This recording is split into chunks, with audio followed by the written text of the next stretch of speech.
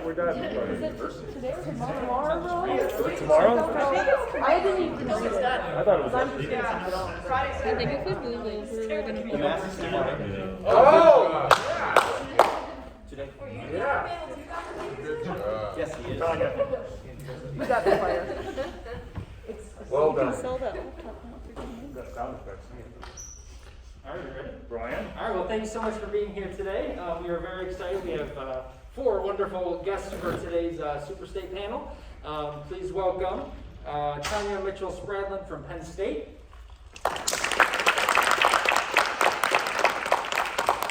Timothy Marr from St. Olaf College. David Waybright from the University of Florida. And me.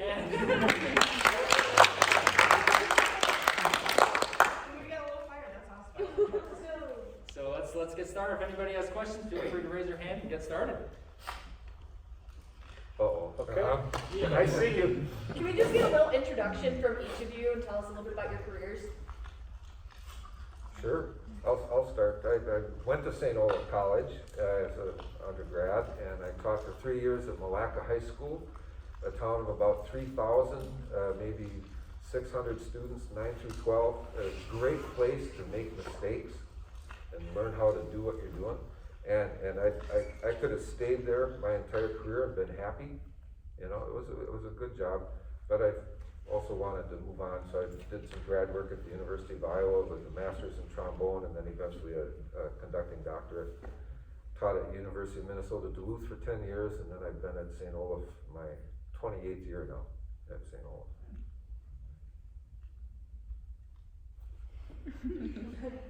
I'll go next. I am one of those band directors that wanted to be a band director since I was in the 6th grade.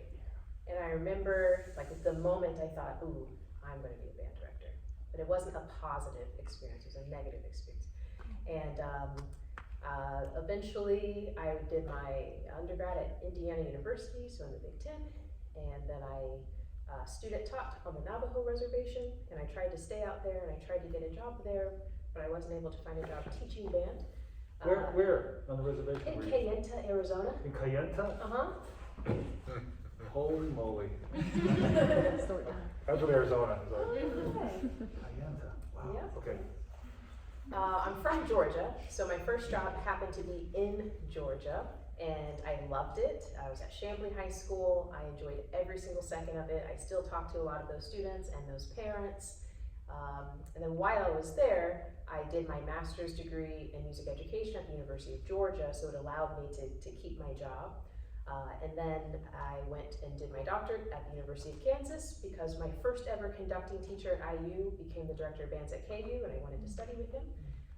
And then from there I left. I taught for 1 year at Valdosta State University in South Georgia, and then I taught for a few years at the University of South Carolina before landing at Penn State, back in the Big Ten, and also where it's cold.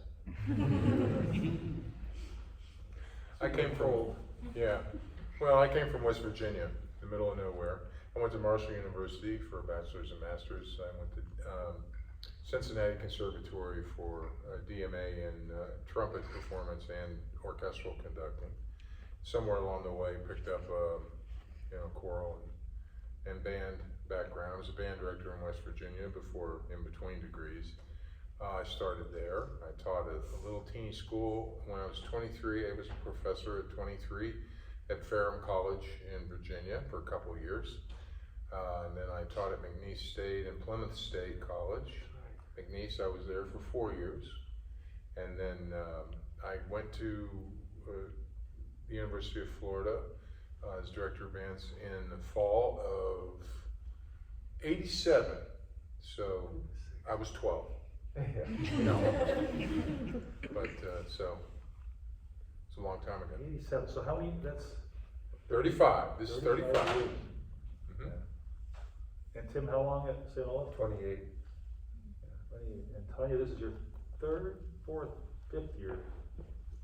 At Penn State or Yeah, college? at At Penn Penn State. State, second. Just second. finished year 2. Okay. Yeah. So we have the wrinkles. She's young. You don't need to hear about me again. What kind of questions do you have today? Isaac will get us going. What drew you all to want to go into a higher education as a band director? The fact that public schools is so damn hard. You have to work too much. Oh, an honesty. You don't have to plan on it. Oh. Yeah, I see something. There's an element of truth to that, you know. For me, it was the level of music making. I mean, I really enjoyed high school teaching, and when you're 22 to 25, you know, that's it. But I knew I needed to go back to school to get better as a musician, personally. So trombone master's degree, and that's when things started to open up to my awareness level more than anything when I got to grad school. And I thought, oh, I could maybe make this happen, and got a job at the University of Minnesota Duluth coming out with a master's, so got lucky. It's a temptation, and it is a nice schedule. It's a different kind of schedule. You still work hard, you still lose sleep at night with the same kind of problems and so on, but it's worth it. I marvel at the people who are in the public schools right now. I think it's, I mean, you know, we're grizzled veterans from the 70s, you know, when we were out there doing this, you know, but it's not like it used to be. There's so many more challenges in the public schools right now. We need great teachers, not good teachers, we need great teachers right now. And so more power to you. What about you? At some point when I was teaching high school, I came across Schwantner score. It was from a dark millennium, and I opened it up and I thought, what is this? You know, it's like learning you learn how to read, and then you open a book and it's in a different language. And so I started thinking, well, I have not seen a score like this. How would I begin to study it? How would I begin to approach it? How much time would that take? And I started realizing just how much I didn't know, and how exciting it was to get to know those things I didn't know. And that to be able to apply that was not something I was able to do with at least my current high school group. And so it was kind of it was exciting to me to want to fill in kind of the gaps in that knowledge and be able to apply that at a different level. And notice I didn't say a better level, or like just a different level, because I really don't think that there's any sort of like higher distinction or anything better about teaching college than high school. It's just different. I enjoy the age level, 18 to 22. That's a completely different transformative time during a person's life, and I found myself to be invigorated to have a chance to work with people at that age. When they come in as first year students, they're like 3 months out of high school, and they're high school kids. They're still high school kids until they get, you know, being at the university or the college figured out. And then they mature incredibly by the time you get to, most of you are what, juniors and seniors? As students or whatever, you know? Yeah.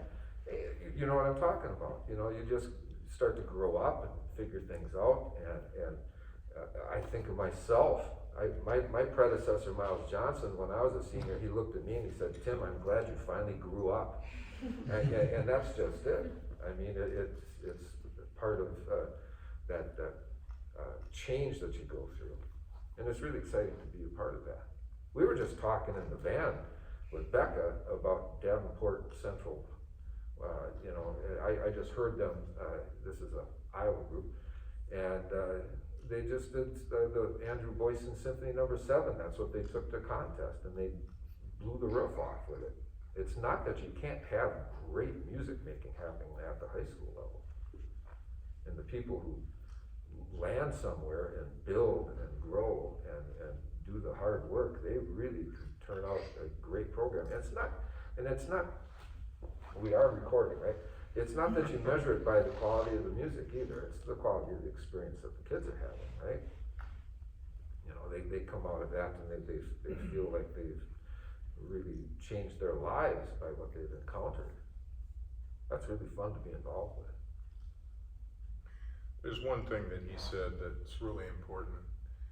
And I think the real reason that we all did it was because, including Steve, is because we wanted to work at the highest level, you know, that we could, and we wanted to become better musicians, and he said that. And no matter how far you go, you should make that your goal for your graduate degree or whatever. I always tell students when they come in for graduate degrees, my job is just to make you a better musician. That's my job. Whether you play the trumpet or the trombone, I'm gonna push you. Whether you're a conductor, same thing. You know, so you need to push yourself for a while when you start teaching, and then find a mentor, find someone in a graduate program that's going to push you hard, who's going to make you a better musician, and never give up playing. That's my advice. I'll only add one little thing to that, and some of you have heard this before. I never expected to be anything but a high school band director. That's all I ever wanted to do. It was my dream in life, just to be a high school band director. And I mean, the opportunities came along that I decided to take, and it was that simple. But then at some point, once I got into college, it was like, okay, how can I do this better?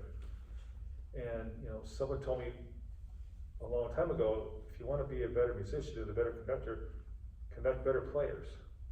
And that seems kind of callous, but there is a little bit of truth to that, you know, because in my journey through each step that I've made, the players have been a little better each time, you know, and that has pushed me a lot. There are skills that I have now, certainly, that I didn't have when I was conducting the Hounds of Spring with my high school band. And that goes back to what Tanya said, you know, about looking at different kinds of scores and whatever. But someone else said, and this is so true, Tanya said this too, there's no hierarchy. You know, I guess if someone were to ask me now, especially now that I'm retiring, well, what do you want to be remembered as, a musician or a teacher? If I had to make a choice, my choice would be teacher. You know, if I had to make a choice, because I think it's just the best calling in the world. And I could have, and you all will do that at every different level. And not any one of you is any more important than any other one. If anything, those of you who are going to be starting those young'uns and working with them at the beginning levels, you're the most important people we have, by far. You will be the least celebrated, except by your kids' parents and the kids themselves, when they come in with a big smile on their face every day. And you figure out where to take your energy. You take it from them. They're going to suck more energy out than they're going to get you, believe me. but you know, it's about all of that. At least for me, it was about all that. That makes me Luckily, by the way, I don't have to make a choice between being a musician and a teacher, but if I were forced to, that's probably what I'd want on my epitaph. Yeah, it makes me think about setting reasonable goals for yourself, right? What are your goals with a 6th grade band? And if it's gonna be, you know, perfect intonation and great articulation, you're setting yourself up for a disappointing time, aren't you? You know, but if you're realistic about, you know, what do you want them, first of all, you want them to love the experience, and, you know, all this other stuff. Are they learning responsibility and, you know, everything that can be tangentially taught as well?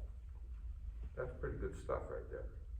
But if you go into your first couple jobs and you think, well, I gotta go get a 1 rating at contest every year, or superior rating or whatever they do down here, and you know, that it's a nice goal, but that might not be the correct one right now for that situation and for you, honestly. I took Holt's first suite with my Malacca band at the contest my first year, and I had a real nice, probably younger than we are right now, but he seemed really old at the time, Charlie Olson, Tom Maker, you know Charlie? Yeah. And he pulled me aside and said, Tim. You know, and he just sort of told me, you know, you gotta be a little bit more patient. They're not ready for this yet. You know, and so I didn't have, that was sort of a goal for me He finally got to do the whole first suite, I heard on the last concert. Yeah, finally, I've been waiting a long Yeah. time. What else? That's a lot of answer for one question. Let's go here and then here. I have a kind of a specific question. So Dr. Marr, you actually commissioned the march for my grandmom. Oh, you are Katie Yes, then. nice to meet you. Yeah, at last. we're gonna hug later. Yes, just, it is. just to let you know right now. Yes. And I'm curious, like, what the process for a composer's side of you is for commissions, and then from a director's side of you participating in a commission, and the process of making that premiere of the piece and being like the starter of a new piece of music. What that's Yeah, like. it's an interesting process. I'm just talking with someone today about, he's got a 50th wedding anniversary, former teaching colleague. His wife was our harp teacher for years, and he says, I'd like to commission a piece for orchestra and harp, and she would be the soloist. And so that's where this one is starting right now. And within a minute, I'm starting to hear possibilities. I mean, you know, solo harpist out in front of and maybe just a string orchestra. I mean, I'm starting to make decisions about it. What might it be like? And if you can personalize it, like it was for your grandma, you know, that's really a fun thing to do. The best commissions, I think, are the ones that say, we just want to have your next piece. And they trust you to, you know, dig rather deeply into the process and come up with a good piece of music. I encourage you. You've all had orchestration class, you've all had improv and all this kind of stuff. You're creative people, and I encourage you to maybe start with an arrangement with your group when you get out there and teach. If they understand that you've put in the time and the effort to arrange something for the marching band or the pep band or the concert band, whatever, they'll back you on that. That's a great way to just sort of cement a relationship. And I tell you, it's really fun, for me anyway, to have something that's up here all of a sudden come out of the tip of that little stick and turn into sound and have people get into it. That's where I'm in my good spot when that's happening. So. I've done a lot of commissioning for a long time, and so is probably everybody here. I started a commissioning project with an organization to try and help the profession get more good literature. And I've had a lot of collaborations with some really great composers over time, and some that weren't as fun to work with. So they're not all as congenial and nice as this guy. That is true. And I be honest with you, some people that I've enjoyed working with commissions, or like I just love working with Don Grantham. I loved working with Carol Husa. He would call me up on the phone. He lived in Florida for a while and say, David, I'm coming over. Could you please maybe let me come to your concert? And I said, yes, Dr. Husa, we'll play one of your pieces. I passed it out, the Sonata Fanfare, and we played it that night, and it was, those kind of people. Michael Gandolfi was just the greatest person in the world to work with. And then I've had some that couldn't follow instructions and couldn't take advice, and I recorded hell. I'm not going to mention any names. I've had them crying on the phone. Because for one reason or another. I mean, you name it. And I think as conductors, we often let composers off the hook a lot because they are the creators. All we do is try and get it better than they imagined it, but the way they imagined it in some weird way. But so make sure when you do commission somebody, don't just say, okay, well, I want this guy, I found one piece I like by this guy. But investigate it, and everybody can commission. Most of you in here, if you continue to be a band director, you're going to commission. You're going to do it because you want to further the profession. And you want to take that next step that he's talking about, musicianship-wise. You want to learn new music and make everybody, and you get lucky sometimes. you get a great piece. And sometimes you get garbage. I've gotten garbage before from people that were supposed to be famous and it couldn't be played, you know? So you get everything, you get a great piece and you feel good about it. I've got a project right now that for next April 25th that I like, which is called Premiers, Commissions, and Visionaries. And we've got a Grammy artist on our faculty who's fantastic, so I'm having a concerto written for him, and he's great on 3 different instruments, and we're going to do the visionary part with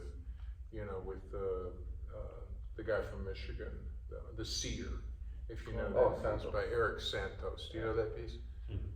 Okay, look at it. It's fun. It's fun. Yeah.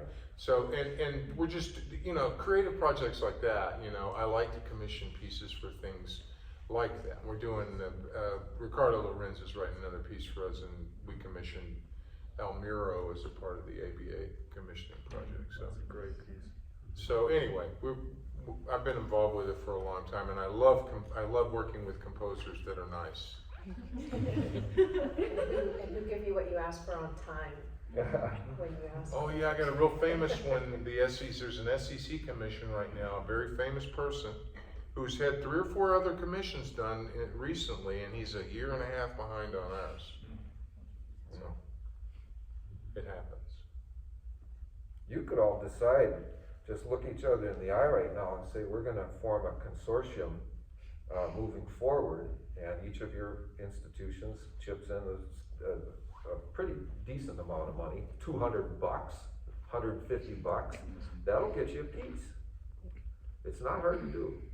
And right now, the whole consortium idea has been around for 15, 20 years now, and you lay something out on email and Facebook or whatever, and by the end of the weekend, you've got it funded.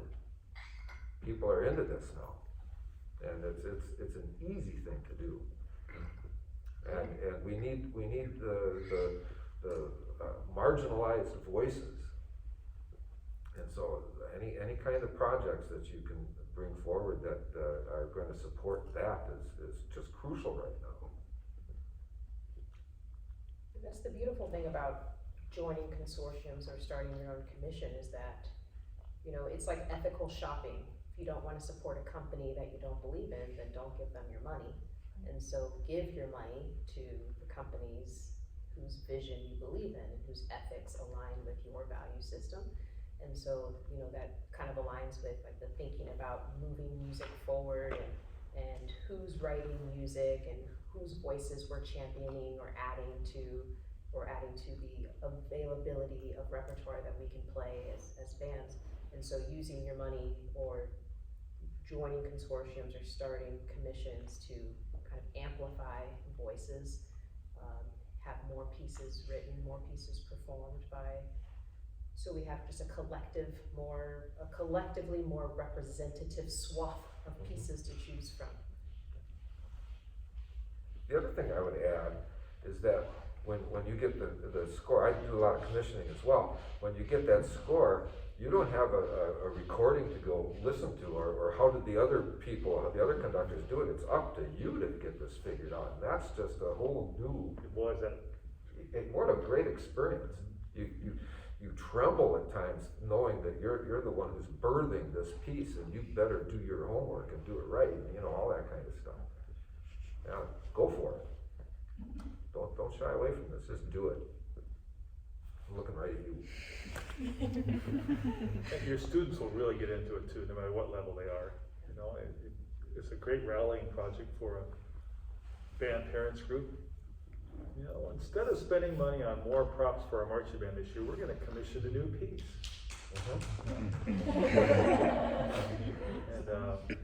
And it's so exciting when that finally happens, and you have the composer in for a day or two, or you Zoom with them periodically throughout the process. And it's great. Yeah, but I will say the other side of it is, you don't always get. It doesn't always work out it often doesn't work out the way you want. Or expect, I shouldn't say the way you want, but the way you expect. So don't expect anything. It's all better. I've had a couple that have been really disappointing, really expensive ones. But what could I say? I mean, I paid them the money and they wrote me a piece and I couldn't play it, and it's happened to me more than once. If I could But- build on that, I've always viewed a commission, I've got like 90-some band pieces now, or I've been doing it a while. He's gonna get it right pretty soon. Yeah, that's what keeps me going. But I've always viewed it as just one more chance to get up at bat. And you might hit a single, you might hit a grand slam, you might strike out, but they're giving you the opportunity to create. The financing and so on helps clear the time that it takes in that composer's life to bring this piece about. And it's just an opportunity, and hopefully you're getting them excited and well informed about what your band can do and so on, so that it's a reasonable piece for your program. Yeah. And when you guys get out 4 or 5, 6 years from now, 3 years from now, next year, remember the composers here at school that you liked, whose music you liked, and you know what? They'll be cheap, because they're just starting, and they're as anxious to do well at what they're doing as you are at what you're doing. So, call each other in 3 years and say, hey, remember that kid? I think he was in the choir, I don't know, but remember that guy's name? He wrote some neat music. Find him and get him to write for you. I did that with Andy Boyson. Yeah. Andy was a first-year student at the University of Iowa when I was doing my doctoral work. And I recorded some of his early pieces and things like that. And then I went back up to UMD to finish out my time there. And Andy was a junior, and I scrounged up $500 out of my budget, which is not a lot of money, but this was back in 87 or 88 or something like that. And I said, Andy, would you write a piece for $500? That's all I can get. Oh yeah, I'll take that on. And he wrote a 16-minute piece called John Henry for narrator and band. It doesn't get done very much, but it's a really clever piece. Got published, and it's a great example of just exactly that. Go after somebody who's a colleague of yours right now. They need the opportunity as well. It'll be fun. Let's move on to something else. What's up? Hi, this is very relevant to the whole bands participating in festival, and especially as something as selected as Superstate Festival. And COVID-19 has impacted the level of music making for a lot of high schools. For example, my high school program, and as well as our sister school, dropped tremendously in numbers. So I'm curious to see some advice for us on recruiting new members and also selecting music where students can be successful in partaking.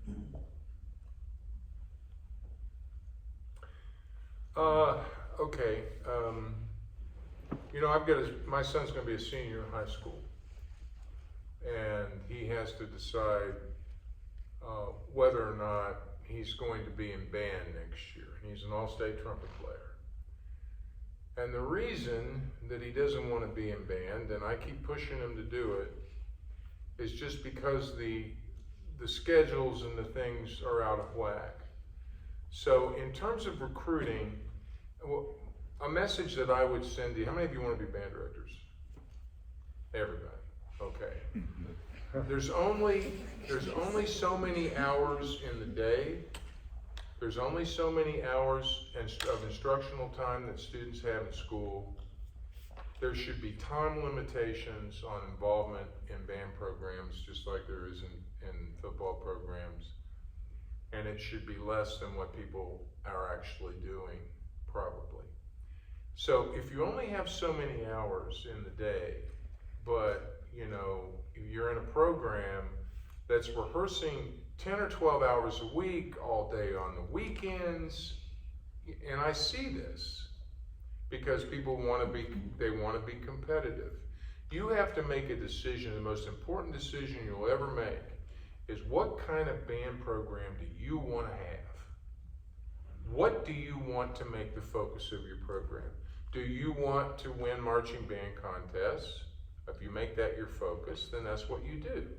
And I know some people that are good at that. I don't know very many schools that have a kick-butt marching program that does well at music, for all, and has the level of a band that can make Midwest. I can think of three. I'm not gonna say what they are because we're recording. But and they pay a heavy, heavy price for it.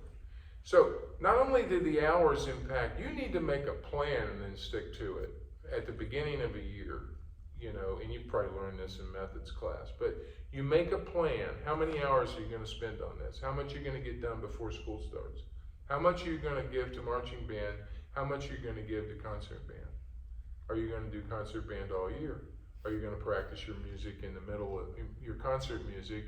You're gonna during band in the fall, or are you gonna rehearse your marching music every day?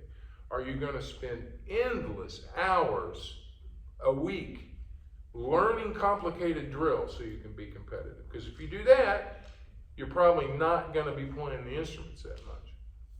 But maybe your emphasis is going to be every single kid, I want to make every single kid in here love music and play better.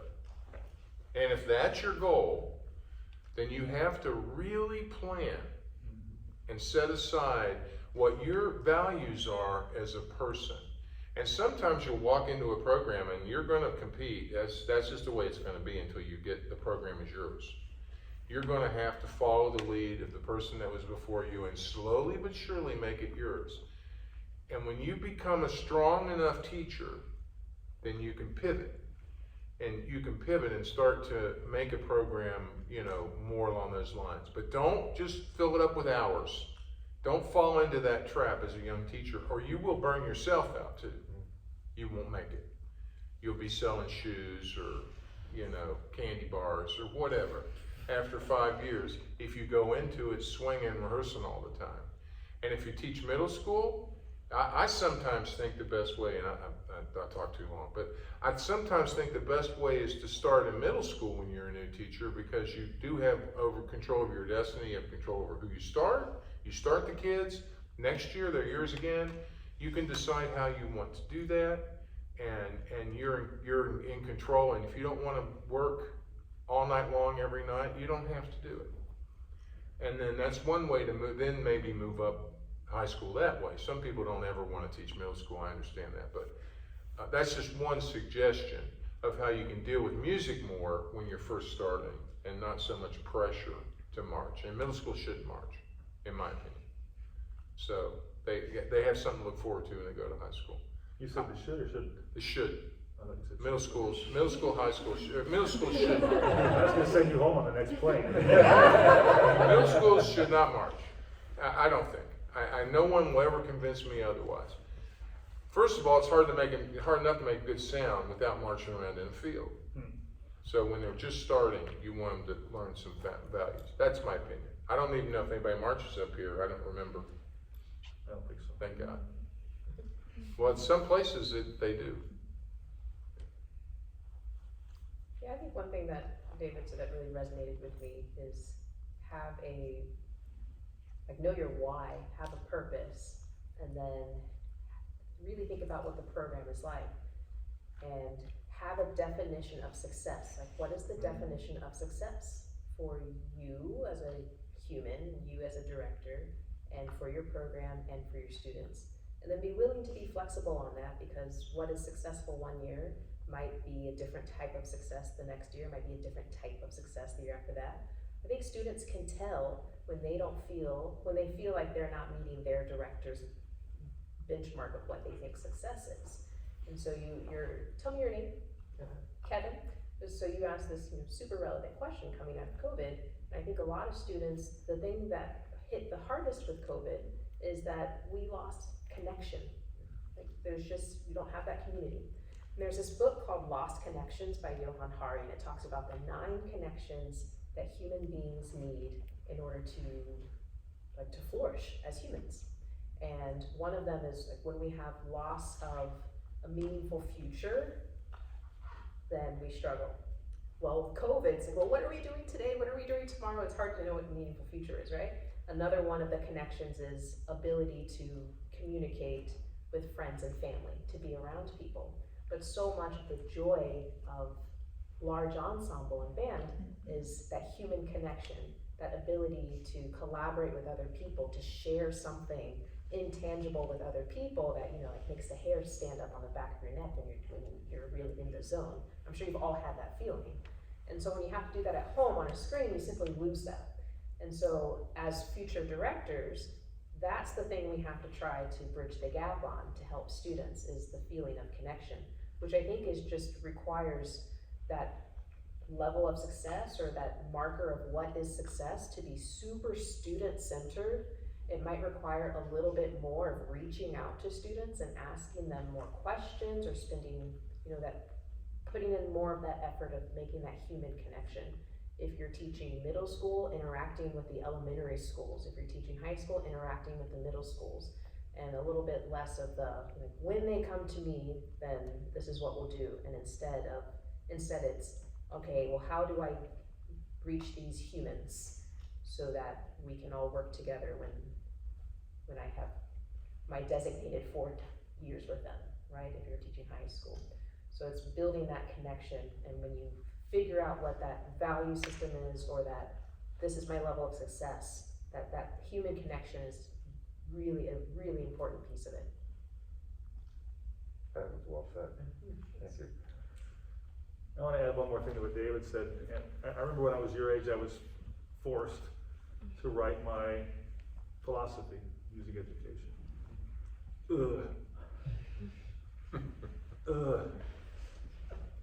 It's really, really important. You have to know what your why is, and don't write your philosophy so it makes your teacher happy. Figure out, well, maybe you do here. But when you get out, you have to, because you're forced with so many decisions every day, more than you know, and every one of those decisions should be driven by your why. And you know, for me, it comes down to basically 2 things. What does the music need, and what do my students need? Not in that order necessarily. But every decision I make is student-driven and music-driven. What do we need to do to make this happen? To make the best experience we can for y'all. And that's it. You know, that's not my philosophy, but that's what it comes down to. You know, and those 2 questions, every time I pick up the phone and talk to the dean or the director or anything else, and we're going at it, no, that's not what the students need. That's not why we should be doing this, you know, and that's really important. So figure out what your why is and write it down. And it should be in your syllabus. And it should be, you know, all that stuff seems kind of silly, but it's pretty important. It helps you have direction, and it gives you a good stable core. So you can go to sleep every night saying, yeah, I had another good day and I did it for all the right reasons. I think a lot of kids, when COVID hit, a lot of kids found out that they didn't really need band just to have fun and survive. Now, that would have been unthinkable to us, you know, early on. But the truth of it is not every band got hurt by COVID. And if you look at the bands that didn't get hurt by COVID, they probably had pretty great leadership at the top. Now, that doesn't mean it's all the band director's fault. There could be lots of different circumstances. But as a profession, we don't want to reflect on what might be our problem. And you know, you got to look at that, because like I said, if they can do without it, or if they realize, man, I'm so glad we don't have to have that and all those rehearsals, no, they don't want to do it anymore. But if you give them something that they absolutely can't pass up, in a community that they can't pass up, and you don't work them to death for no reason, and you make them love music, they'll come back. I had a high school colleague, teacher, talk to me about what's going on this year in his program, and his numbers are down, you know, but the ones who are there are the ones who want to be there. They sort of survived that, and he said, this core of students that I get to build from right now is probably the strongest band I've had. You know, it's not all about numbers necessarily as far as the music making. In other words, the people who are still showing up now, who kept practicing on their own and so on, these are the ones that are the real core people for the program. And then to get back, you talked about, you know, repertoire a little bit as well. some of the composers just went diving headfirst into flex scoring of their past pieces or new pieces and so on, and some of those are really very good.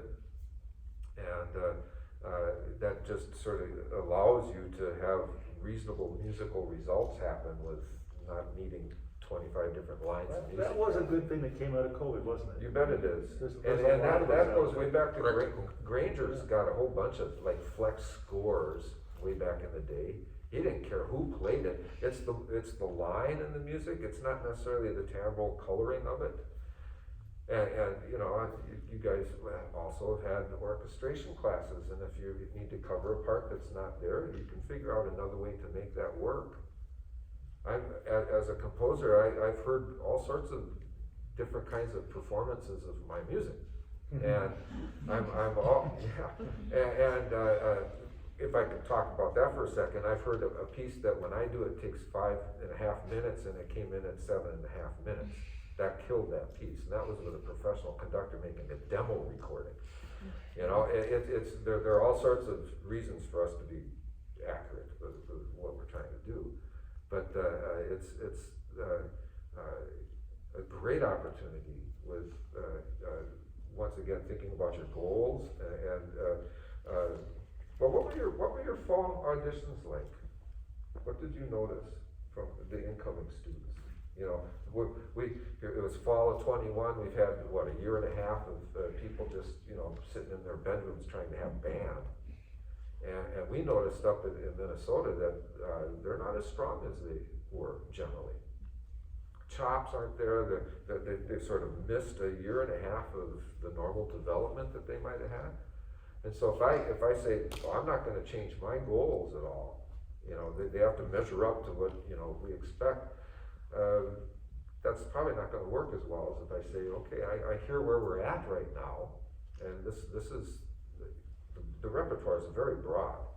I can go find something else over here that's going to just be right in their pocket. I mean, it's going to work out great. It's gonna be really interesting to see tomorrow and Saturday. Yes. This is gonna show itself a little bit. It showed itself already. Most of you probably know that bands audition to come to get an invitation here. Typically, we have between 110 and 120 bands send in tapes. This year we had 65. Or maybe it was 85. What was it, Barry? Yeah, it was quite a It was, bit less. you know, 2/3. 35 or 40 less than normal. Yeah, it was quite a bit less.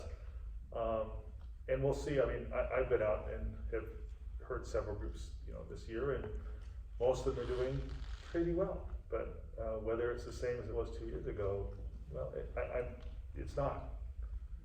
It's not. But good on them for being here. You know, I mean, every band I've been out to this year, I've just said, congratulations, you're still here. Yeah. You know, and we still get to do this, and they'll be, mark my words, they'll be very good tomorrow. They'll be very good.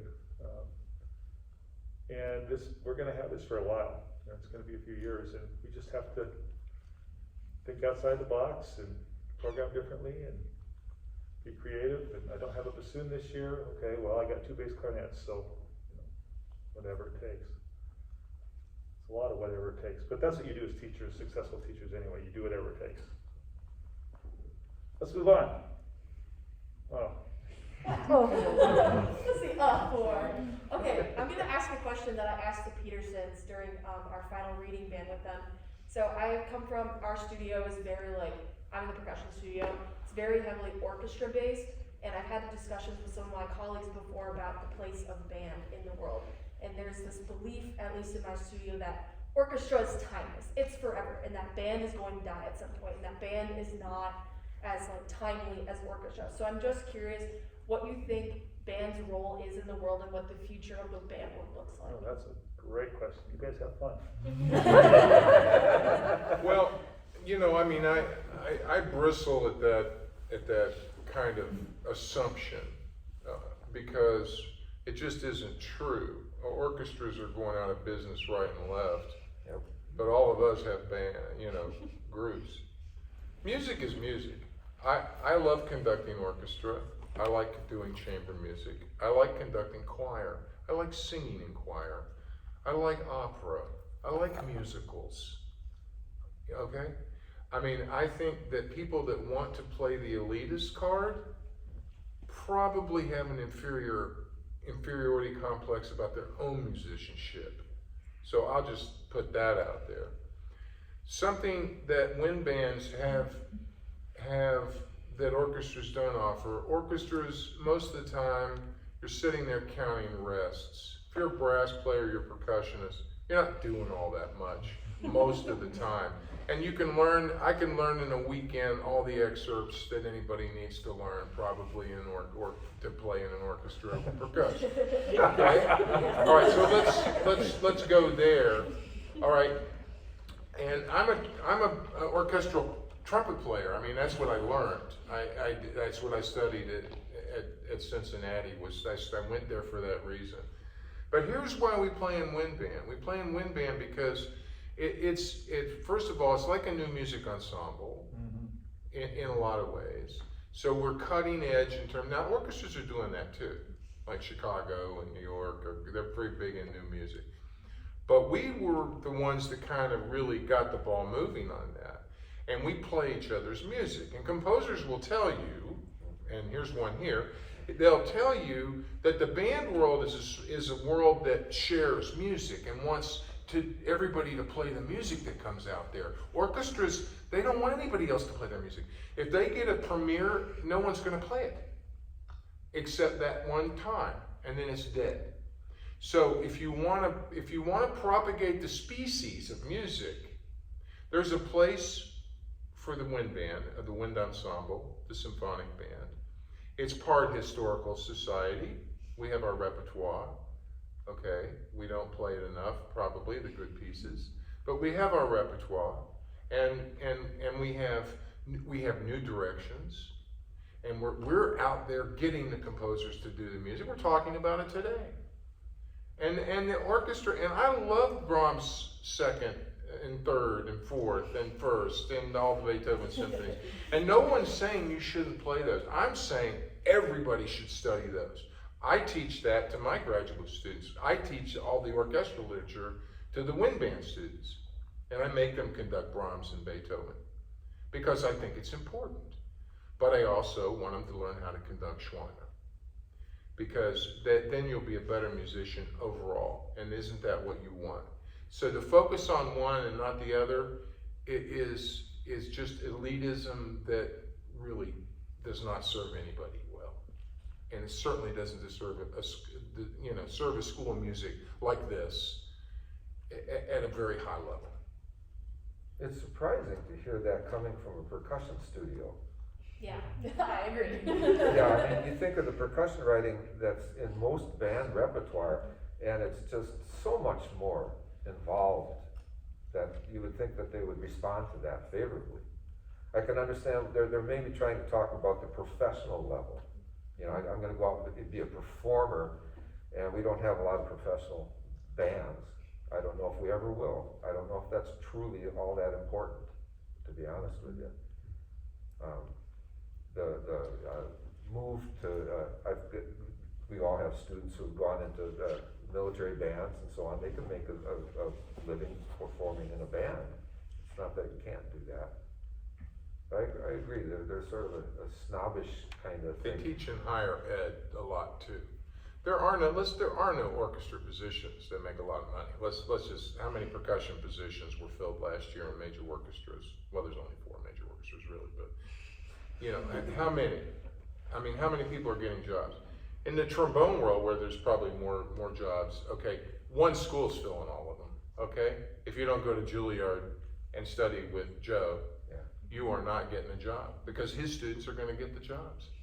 And so, you know, but yet we got all these people in performance degrees. Why? There we go. All right, so you know, yeah, you can dream about, you want to dream about being a percussionist in one of these orchestras. That's great. But if you want to actually become a good enough musician to make them, well, then you better kind of be involved in wind symphony at this and wind ensemble at this level, as well as orchestra, as well as everything else. And you better, you know, go at it that way, and then maybe you'll rise to the top. You know, those of us who have been in in the biz for a while, have a inferiority complex, band directors. We always thought we're not as good as the orchestra folks, we're not this and that. And I've really gotten over that. I think the way things are changing and the way the world is changing in the last few years, that the band world has been able to pivot much faster than the orchestra world, and will continue to do that. And no, there are not a lot of professional bands, but there are more community bands out there than there ever have been. There's places for people to make music and make new music, and it's what we do. And I just think we, in some ways, are more relevant. And I think the sooner we stop pretending to be an orchestra, the better off we are. We need to probably get rid of our tails and our tuxes and become our own thing, and instead of trying to be the this small part of the orchestra world, which is just a small part of the real music world. When you put it that way, there's not much to us. Maybe we can just quit pretending and just be who we are and who we can be. And I think, I don't know, in my mindset, we've come a long way towards that in the last 3 or 4 years. It's not a lot about the East Coast, who's playing Bob. It just, we could make our own way. A pivot point. If orchestra wants to come along with us, fine. If they don't, that's fine too. A pivot point for me along that same reaction was when we had John Curigliano premiere symphony out in New York in Carnegie Hall, and at a CBDNA convention, and it did not get a review. Right? I mean, that was the talk. The New York Times guy didn't come. Yeah, this is John Curigliano bringing a new symphony into this world, and it wasn't reviewed. That's when I decided to just not care about that. And I was completely teed off for a while. That's right. There was a time when we were really upset about that stuff. And I remember one of the reasons we took that convention to New York was so that we would draw attention from the critics and from the real music world. It did not happen. And I think that's for a lot of people might be when they said, oh, forget about it. We're going to do our own thing. We have time for a question or two more, and then we'll be done. But then I want to leave a little time for you to come up and meet these folks too, if you'd like to, and ask them any individual questions you have. I have a short one. Good. What is the one thing you're looking forward to the most this weekend? Enjoying or seeing? Oh, dangerous question. It's a short one. It could be the meal tonight. It's all downhill after the meal. I missed the Illinois band at ABA. I had to leave early. So I'm looking forward to that, because that's the culmination, both bands really, but especially the last band, because it's the last thing we do. So the work will be done. And soon afterwards, I will have a nice pour of bourbon. And we'll get to hear the bands both nights. So that's what I'm looking forward to. No pressure. It's always nice to do these types of events because you get to meet new people and catch up with old friends, and that's great. I've never been to this building, so this is already a lovely experience. I get to meet all of you. And I think when watching so many ensembles too, you can really tell, you can tell from far away in the house, the students who really enjoy what they're doing versus the ones who are so afraid to mess up because they have to be perfect and right? You can see the difference. And so I'm looking forward to seeing the energy of the players and of the ensembles who are having fun, and enjoying what they're doing, because that energy is pretty palpable. So I'm looking forward to that. I end up learning a lot. A new repertoire that I don't know that I can take back to the music ed classes, or I can use when I'm out guest conducting and that kind of thing. I adjudicated a festival in a big state that is building a wall right now, and it was the wind ensemble competition, and I heard the Dahl Sinfonietta and all sorts of amazing stuff coming out of high school groups, but I didn't hear a lot of music making. I heard a lot of technical proficiency. One guy wheeled out a cart with all his tuning and metronome stuff, and the warm up on stage, and, all that stuff. Yeah, just one guy. One? Just one guy. And, you know, and then he gets out a metronome and he started his band like this because he had to be on. Are you serious? I'm serious. And this is back in the, you know, the cassette days back then. But I got done with The Colony. Remember The Colony? Uh-huh. You know? Dick Clardy's band. Dick Clardy's band. And I said, which one of you, now we're talking about it, you know, but which one of you band directors is gonna come here and not try to play a grade 6, but play a grade 5 or a 4 and really make some music? Because I'm not hearing much music. I've never been invited back. and it doesn't bother me. So I'm interested in hearing the bands that actually make music. One of the most musical performances I ever heard was a band of 8 students from way north Minnesota, up near the Canadian border, and this young woman who was the conductor rewrote everything for, what was it, Canto, the old Macbeth, Canto. There's an old piece, right?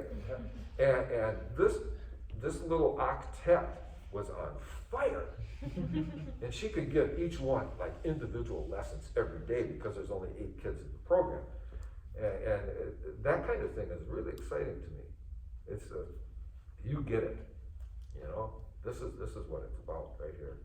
And so I'm hopeful through Superstate here to just be, you know, empowered in that way. It'll happen. All right, any, yes, Kevin. I'm curious because we are kind of talking about this subject. Do you know what your judges' tapes are like, and specifically how you approach critiquing the high-level program, and what are like your ears listening to in the moment, and then what's your thoughts? Jeez, Kevin. Yes, he is. And the thought process after the. That's a great question again, Kevin. I find it challenging to do this because oftentimes if they're listening to my tape, there'll be 30 or 40 seconds where they won't hear me say anything because I'm just listening. I've had colleagues next to me at some of these things where they're nonstop, and it's usually error detection. You know?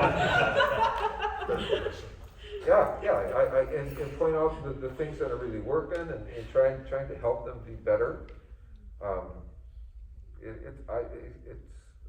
I don't super enjoy this, to be honest with you.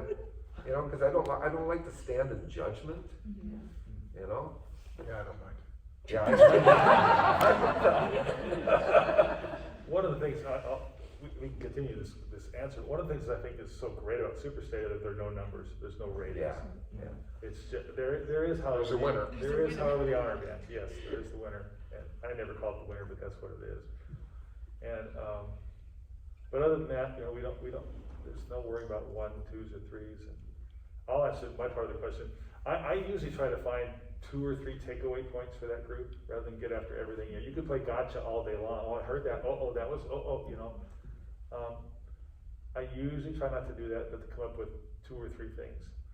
And they're usually the same things, to tell you the truth. I could get 4 rubber stamps and take them with me and just, oh, here's this one. You know, it's almost always the same kind of stuff. And, we don't have time to get into what that is. Most of you know how I feel about most of that stuff anyway. Ryan, anything? Same, just general concepts, you know, the big takeaways instead of the little minutia that they probably heard anyway. And sometimes I try to offer a way to approach it or a way to practice it. Maybe not with the groups that will be here tomorrow, but in Well, other. there'll be plenty to work on. Okay. Yeah, sometimes I try to incorporate like a teaching technique for the thing I talked about in case, in hopes that it's received in a, oh, well, I would try it this way, and not in a, I'm already doing that sort of way.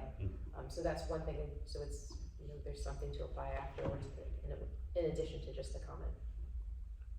I'm talking to conductors about their conducting. And that's a little different, but I do love to point out when things are working well with the band.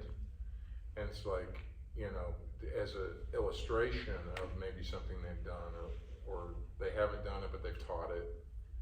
You know, because at the end of the day, it's not about how pretty a conductor you are as much as it is what kind of ears you have and what you develop over a period of time. We just had our state festival at our school. We hosted the North State. There's 3 or 4 usually every year. We hosted the North State, and I went in and I listened to a lot of the adjudication, and they are putting numbers on people. And what was astounding to me, the little bit that I heard was, and I usually don't feel this way. I usually feel like the judging is, do not put this on the internet. There were a lot of mistakes made, bad mistakes. And I felt bad for the people, but then I thought to myself, I felt bad for the directors, but then I thought to myself, you know, you put so much stock in this stuff, the numbers, maybe this is okay. Maybe it's okay that the best band got the worst ratings in a particular county. Didn't make any sense, but I think there was some, I don't know.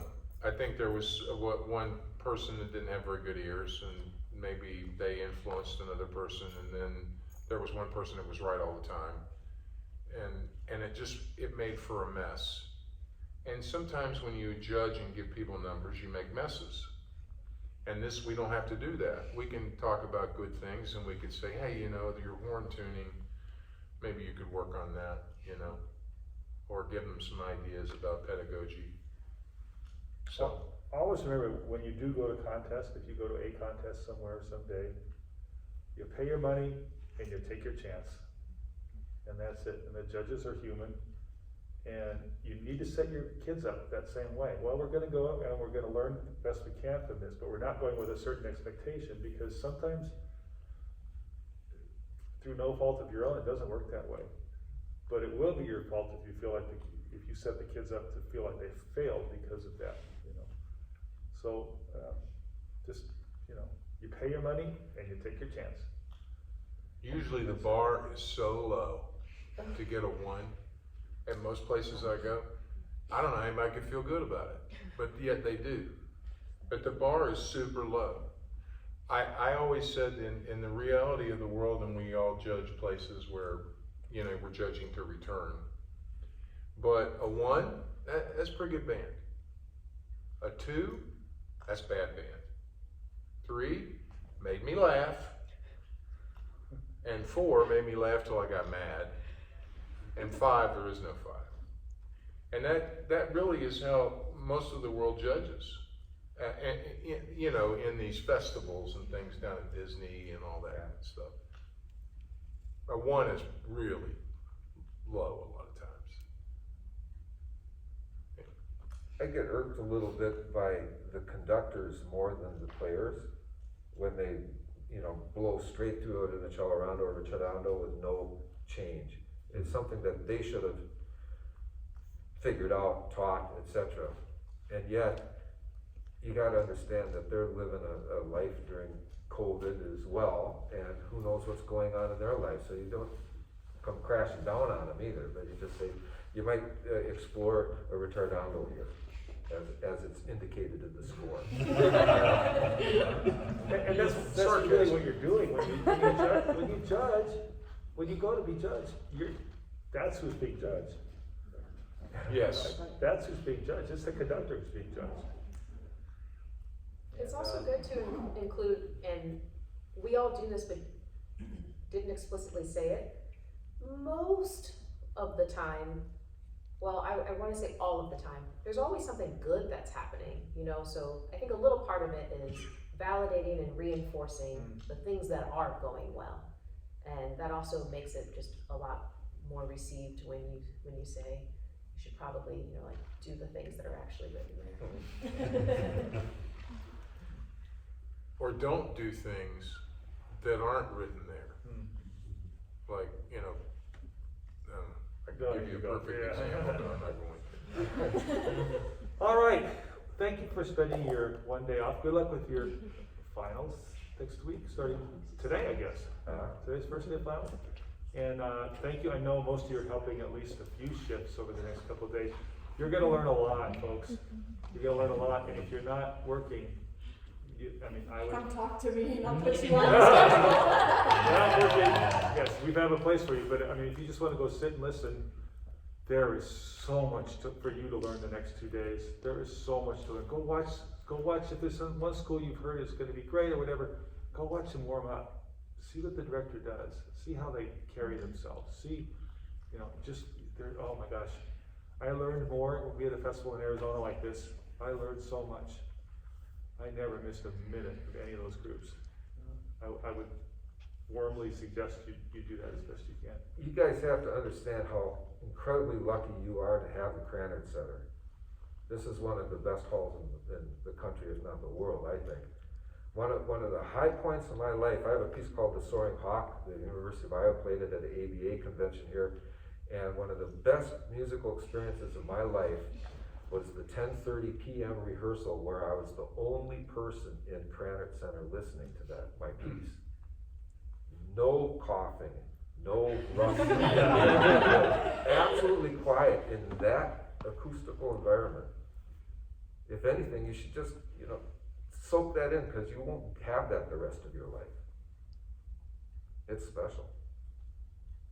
Till you come to Superstate. Yeah, there you go. That's actually, besides those people that are searching for the honor band distinction, that's why they come. They want to play in the hall. Yeah. They want to play in the hall.